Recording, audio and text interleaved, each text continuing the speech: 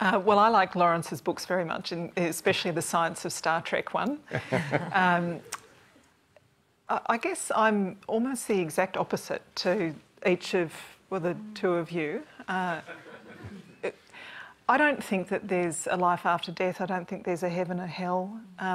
But I believe deeply and profoundly in some of the lessons that Lawrence says that it's not religion, it's morality. But religion is a really good way of describing and telling stories to people. And sometimes good, sometimes not so good. Would you agree? No, that's true. It can be quite damaging too, I accept that. But, you know, I went to church every Sunday as a kid, and the things that sunk in for me were judge not lest ye be judged, pull the plank out of your own eye before you reach for the splinter in your brother's, the story of the Good Samaritan, Sir Frederick Ozanam saying that charity is pouring oil on the wounds of the traveller, but justice is preventing the attack in the first place.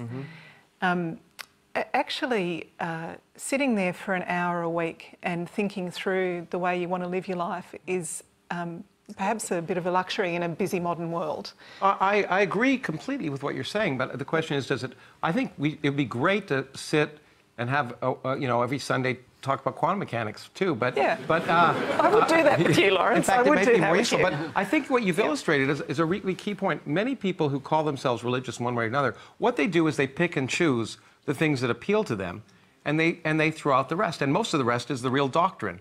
You know, most of them don't believe when you eat a wafer that it turns into the body of Christ, but they like some of the things they read. So most people really aren't really Christians. What they are is they like some of the things they read in the Bible, and they identify with that, and it makes them more acceptable in the rest of society to identify with that. Okay. I think, actually, can I just make a point about this? Go ahead. I think that actually might be a bit of a difference between American society and Australian society. I don't think you get judged. Well, for example, if you were in American society, you wouldn't have said what you said earlier about being a non-believer and expect to become a leader of the country. Well, it's absolutely true. I was so impressed with you saying that because in the United States, you know, there's been a study in Americans that being atheist is viewed on the level as being a rapist. It's the same thing.